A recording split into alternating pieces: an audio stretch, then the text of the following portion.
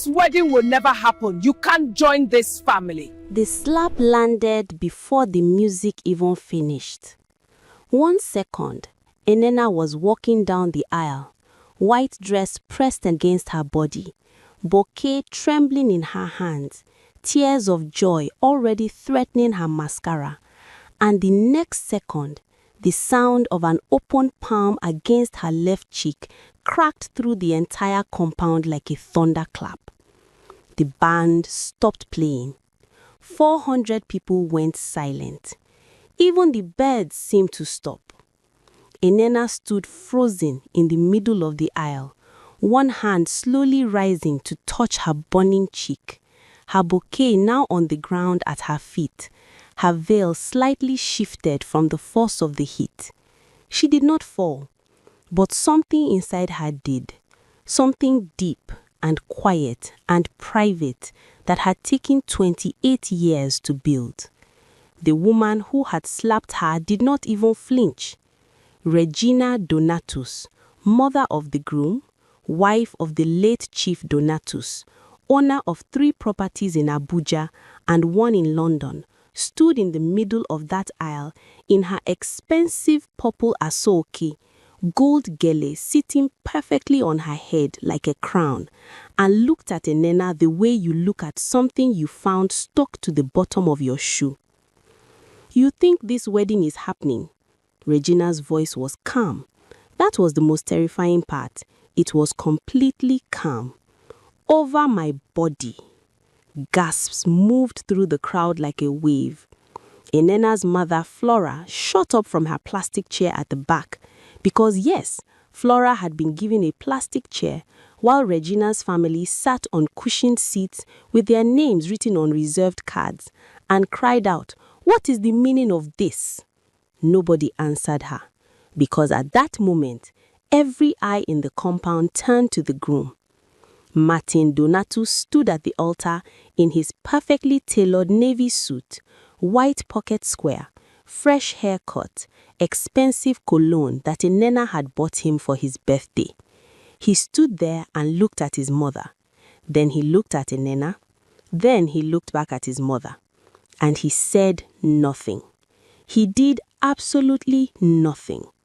The MC, a hired man from Lagos named Festus, who had been cracking jokes and spraying the crowd with energy all morning, stood with his microphone hanging loose at his side, completely lost, for the first time in his 20-year career, having no words. Enena bent down slowly and picked up her bouquet. Her cheek was on fire, her ears were ringing. The 400 guests were watching her with a mixture of pity and shock and, God help them, entertainment. She could see some of them already reaching for their phones. She straightened up. She looked at Regina directly. And then she looked at Martin, the man she had loved for 3 years, the man she had followed to his family house every holiday, cooked for, prayed for, defended to her friends when they warned her, the man who had proposed to her at a small restaurant in Lekki with a ring that was not big but felt enormous because of what it meant. He still said nothing. Something shifted in Enena's chest in that moment. Not breaking, not yet, but shifting, like furniture being quietly rearranged in a room that would never look the same again. She picked up her dress, turned to face the altar, and began to walk. Because Enena had not come this far, had not survived a childhood of poverty in Enugu, had not worked 2 jobs to finish university, had not eaten noodles for dinner 4 nights a week for 2 years while building herself up from nothing to let Regina Donatus win in public. Not today. But she made herself a silent promise with every step she took toward that altar. This is not over. To understand why Regina hated Nena, you have to understand what Regina was afraid of. And Regina Donatus was afraid of one thing above everything else in this world: being replaced. She had spent 31 years as the most important woman in Martin's life. She had raised him alone after Chief Donatus died of a sudden heart attack when Martin was only 9 years old. She had sold fabric at Wuse markets while her younger sister watched the children. She had gone without new clothes for 3 years so Martin could attend a decent secondary school. She had cried in bathroom stalls so her children would not see her fall apart. Martin was her investment, her pride, her evidence that she had not suffered for nothing. And then Nena appeared. Nena, who was from Enugu and not from their state. Nena, whose father was a retired civil servant and whose mother sold tomatoes and pepper at a local market. Nena, who spoke with confidence, laughed with her full chest, and looked Regina directly in the eye without blinking, which no woman had ever dared to do in Regina's presence. Nena, who made Martin forget to call home on Sundays. Regina had started quietly. A comment here about Nena's complexion being too dark for the family's taste. A whisper there to her church women about how these Enugu girls know how to use their bodies to trap men. A cold shoulder every Christmas. A seat at the far end of the table during family dinners. Little cruelties delivered with a smile and a Bible verse. None of it worked. Martin kept choosing Nena. So Regina escalated. She told Martin that Nena had been seen at a hotel with another man, a lie she had constructed with the help of her house girl, who was paid to swear to it. Martin had confronted Nena, and Nena had cried and denied and shown him receipts and timelines that proved she was nowhere near that hotel on that day. Martin had believed her. He had apologized, but something in their relationship had been shaken, and Regina had counted that as a small victory. She told the church that Nena had come to their home and disrespected the ancestors during a family prayer meeting. Another lie. She told relatives that Nena had once told Martin to cut off his family. Yet another lie. Each story was told with tears in Regina's eyes and a hand pressed to her chest, so convincingly that even people who liked Nena began to wonder. But none of it worked. Martin kept choosing Nena, so Regina decided that if she could not stop the wedding quietly, she would stop it loudly. She had planned the slap. That is what nobody in that compound understood as they whispered and watched and filmed on their phones. This was not an impulsive outburst from an over-emotional mother. Regina had thought about this. She had prayed about it, if you can call it that.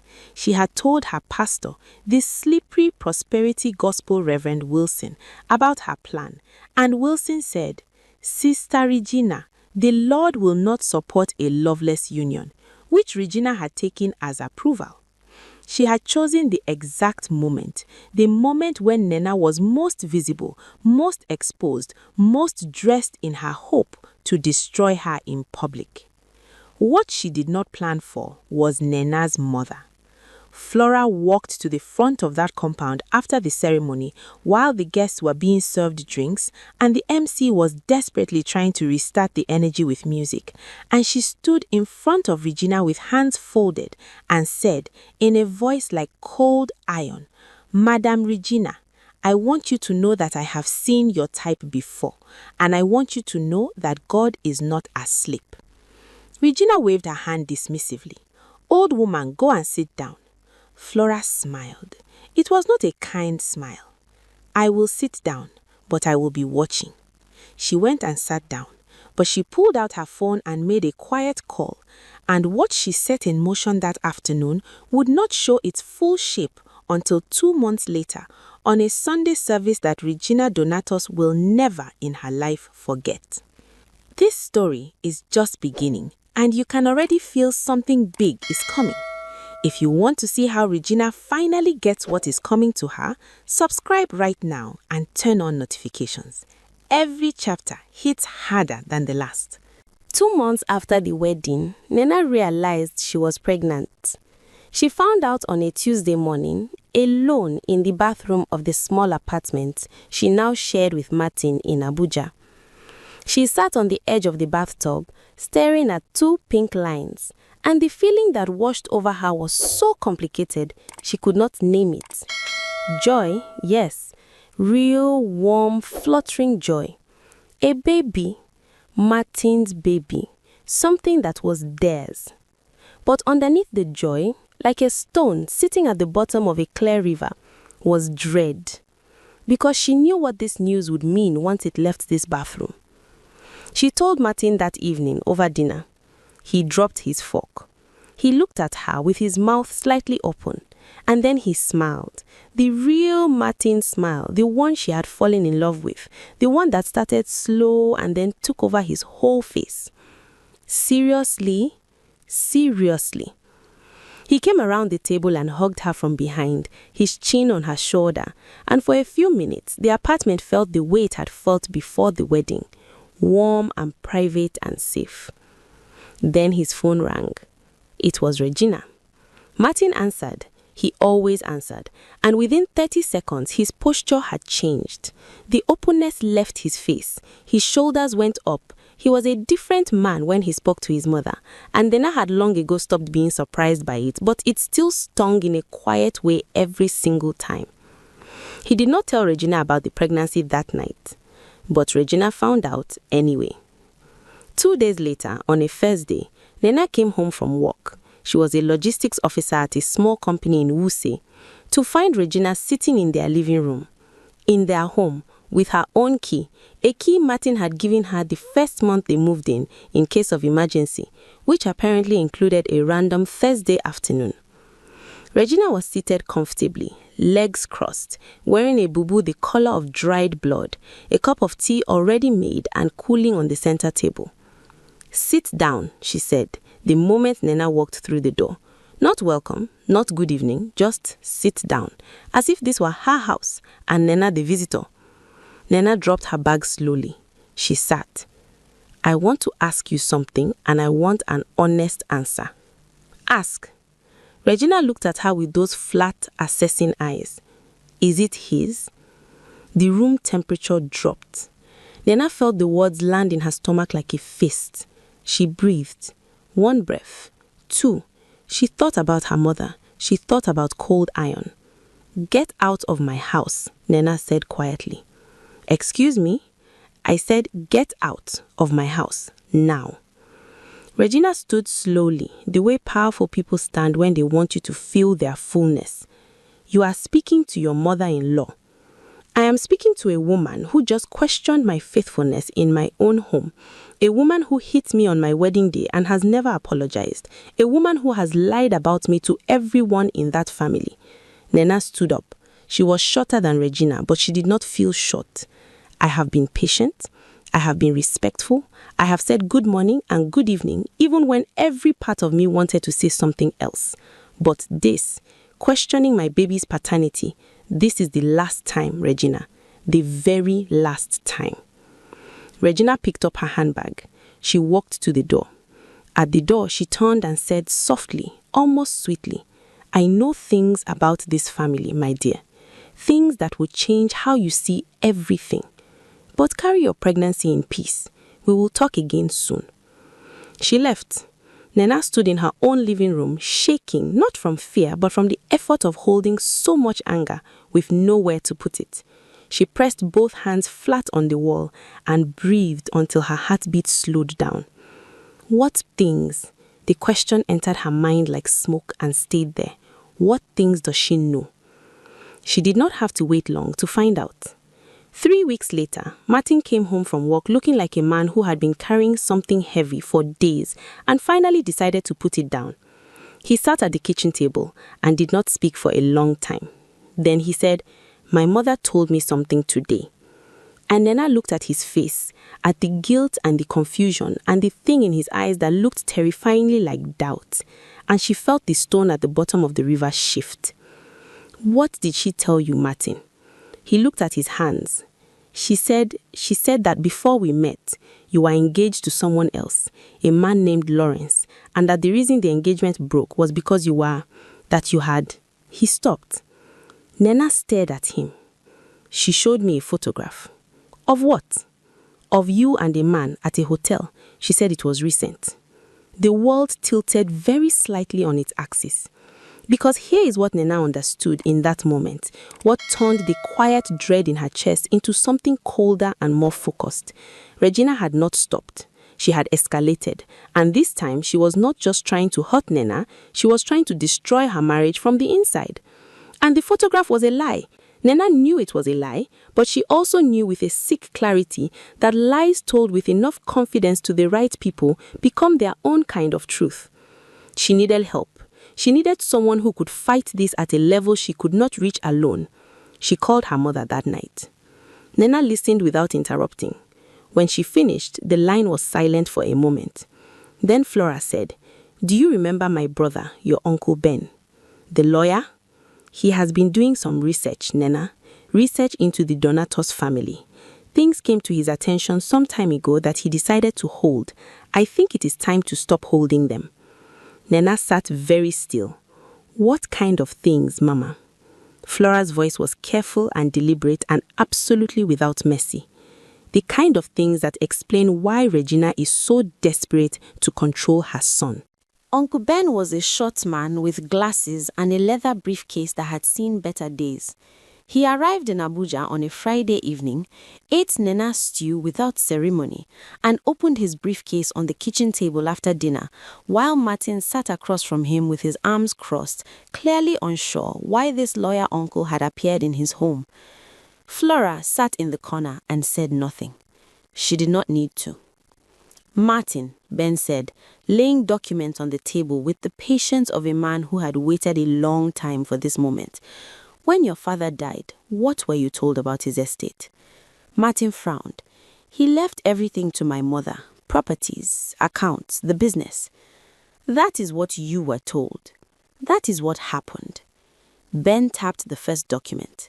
"Your father left a will, my son. A properly documented will notarized in 1999, 9 months before he died. In that will, Chief Donatos divided his estate into 3 parts. 1/3 to your mother, 1/3 to be held in trust for you and your siblings until each of you turned 25, and 1/3, he paused and looked at Martin over his glasses, to a woman named Comfort and her son. The kitchen went very quiet. "What son?" Martin's voice was careful. Ben placed a photograph on the table. A boy, maybe 7 or 8 years old in the photo. Dark-skinned, broad forehead, a smile that was immediately, unmistakably familiar. Martin looked at the photograph for a long time. "Your father had another family," Ben said quietly. "A woman he kept in Asaba for nearly 12 years. They had a son named Junior Donatos, who is now 22 years old and is studying engineering in Benin City." Ben paused. "Junior has been trying to reach your family for 3 years. Every approach has been blocked. Every letter returned. Every lawyer he hired received pressure to drop the case." "My mother," Martin started. "Your mother buried the will," Ben said, not unkindly. "She found it before it could be processed. She paid the original notary to be quiet. She used the family's money, including what legally belonged to you and what legally belonged to Junior, to build the empire she now presents as her own achievement." Martin pushed back from the table and stood up. He walked to the window. He stood there with his back to everyone, one hand gripping the curtain, breathing. Nena watched him. She said nothing. She had learned that there are moments when words are not the right tool, and this was one of them. Martin needed to carry this in silence for a moment before he could speak. When he turned around, his eyes were red. "How long have you known this?" he asked Ben. "I began to find out 3 years ago. A colleague in Asaba handled Junior's case briefly before he was pressured to step away. He passed the files to me quietly." "And you waited until now?" Ben looked at Nena, then at Martin. "I waited until I believed the information would be used correctly, until I believed it would go to someone who would do the right thing rather than bury it again." Martin looked at Nena. She looked back at him. Between them was everything they had been through. The slap, the silences, the doubt, the lonely nights, the growing distance that Regina had manufactured one lie at a time, And also, underneath all of it, the thing that had been there from the beginning, the real thing, the thing that had survived the wedding and the pregnancy accusation and the photograph and all of it. "I'm sorry," Martin said. And this time it was not mouthed silently at an altar. It was said out loud in a kitchen with his full chest, with his eyes holding hers. "I know," Nena said. "What do we do?" Nena looked at Uncle Ben, then at her mother, sitting quietly in the corner like a woman who had been patient long enough. "We go to church," Flora said. Everyone looked at her. She folded her hands calmly. "Regina's big Thanksgiving service is on Sunday. The governor's wife is attending. Television cameras, 400 people." She paused. "Junior and his mother will be there. Uncle Ben will be there. And everything your father signed before he died will be there." "Mama," Nena said slowly, "you planned this." Flora looked at her daughter with an expression that was somewhere between love and quiet, devastating satisfaction. "I have been planning this since the day that woman put her hand on your face." Regina Donatos had been planning this Thanksgiving service for 6 months. She had hired a decorator from Lagos. She had ordered special fabric, cream and gold for the 300 guests who would be attending. She had personally called the governor's wife, donated to the church building fund, and arranged for a television crew from a local station to record the service for broadcast. This was her moment, her public triumph, her announcement to the world that she had survived, that she had built something from nothing, that God had blessed Regina Donatos, and everyone who doubted her could now behold the result. She stood at the front of the church in her gold outfit, greeting guests, glowing, receiving compliments, kissing cheeks, the perfect picture of a grateful, successful Christian woman. She did not notice Junior Donatos sitting in the 5th row. Junior was 22, quiet, with a broad forehead and his father's jaw, and eyes that were patient in the way that people are patient when they have been waiting a very long time for something that is rightfully theirs. He sat between his mother, Comfort, a small, dignified woman in a simple blue wrapper, and Uncle Ben, who had his leather briefcase on his lap. Martin and Nena sat 3 rows behind them. Martin had barely slept. He had spent 2 nights reading through documents, looking at photographs, processing the shape of a lie that his entire childhood had been built on top of. But he was here, and he was clear. The service began. Songs were sung, prayers were prayed. Reverend Wilson, the same slippery pastor who had blessed Regina's plan to destroy her son's wedding, gave a sermon about how God rewards those who are faithful to his calling. He was looking at Regina the entire time he said it. Then the Thanksgiving segment began. Regina walked to the microphone with all the grace of a woman who has rehearsed this moment many times. She began to speak about sacrifice, about how she had raised her children alone, about how God had restored everything the enemy tried to take from her, about how she stood today as a living testimony. The congregation was moved. Several women were already wiping tears. And then Uncle Ben stood up. "Reverend Wilson," he said, from the 5th row, in a voice that was not loud but carried perfectly in the silence of that church. "With respect, I would like to request 1 minute to present something to this congregation." Wilson frowned. "This is not the time for. It concerns a will." Ben opened his briefcase, signed by the late Chief Donatos in 1999, notarized, legal, and deliberately hidden from his children and from this community for over 20 years. The church stirred. Regina's face, Nena was watching it closely, did not crumble immediately.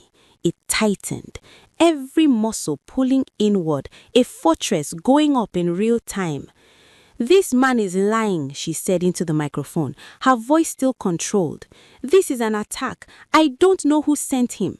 "Your husband sent me," Ben said, in a manner of speaking. He walked forward and laid copies of the documents on the front table, in front of the pastor, in front of the deacons, visible to the cameras that were still running because nobody had thought to turn them off. Then Junior stood up. He was young and his hands were shaking slightly, but his eyes were steady. He looked at Regina. He said, "My name is Junior Donatus. Chief Donatus was my father, and I am not here for trouble. I am only here because my father wanted me to exist openly." The silence in that church was total. Comfort, Junior's mother, did not stand. She did not need to. She sat with her hands folded and her dignity intact and let her son speak for both of them. Regina turned to Martin. Her eyes were desperate now, the fortress cracking. Martin, you don't understand. Everything I did for you. Everything was for you." Martin looked at his mother for a long time. "I know, Mama," he said finally. And his voice was not angry. It was sadder than anger.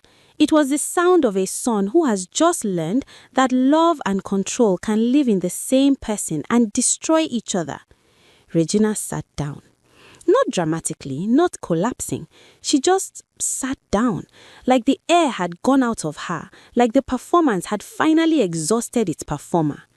Reverend Wilson was asked to step away from the pulpit by the head deacon, a solid man named Jerrison, who clearly had been waiting for a reason to do exactly this for some time, citing the pastor's role in suppressing the matter when Regina had confided in him. The television cameras were still running. The governor's wife, to her credit, stayed. She walked over to Comfort and introduced herself quietly. She would later make several calls that helped Junior's legal case move significantly faster than anyone expected. Outside the church, under a tree, Nena's mother, Flora, stood and breathed the Sunday morning air. Nena came and stood beside her. "You could have told me everything from the beginning," Nena said. "No," Flora said simply. "You needed to fight your own battles first. If you had known everything, you would have used it as a weapon too early and she would have found a way to turn it around. Patience is not weakness, my daughter. Patience is aim." Nena was quiet for a moment. Her hand rested on her stomach, on the small, growing life inside her that Regina had tried to make shameful, and which was in fact the most uncomplicated joy in the middle of all this complicated truth. "What happens now?" she asked. Flora looked back at the church entrance, where Martin had just appeared, walking towards them, his tie loosened, his eyes tired but clear. "Now," Flora said, "now you go home, you eat something, you rest, and you raise that child in a house where nobody's silence costs more than your dignity." Martin reached them. He stood in front of Nena and looked at her the way he used to look at her before all this began, fully, without reservation, without the shadow of his mother standing between them. "Can we go home?" he asked. She looked at him for a long moment. Then she took his hand. Not because everything was fixed, not because the pain of the last 2 years had dissolved in one Sunday morning, but because she had learned something in this season that she would carry forever. That survival is not the end of a woman's story, it is only the beginning of who she becomes afterwards. She had been slapped at her own wedding. She had been doubted and lied about, and publicly humiliated and privately poisoned. And she was still standing, still carrying new life, still choosing love, not from weakness this time, but from the kind of strength that has been tested and did not break. The sun was bright and ordinary over the church compound as they walked to the car. Children played by the gate. Someone's phone was already uploading the video. Somewhere inside, Regina Donatus was sitting with the weight of 20 years of buried choices finally above ground. And Flora walked just behind her daughter, unhurried, unshaken, the small, quiet engine of it all, watching Nena walk forward with her head up and thinking to herself what she would never say out loud, but what every mother who has ever fought for her daughter knows in her bones. That is my child, and she is going to be just fine.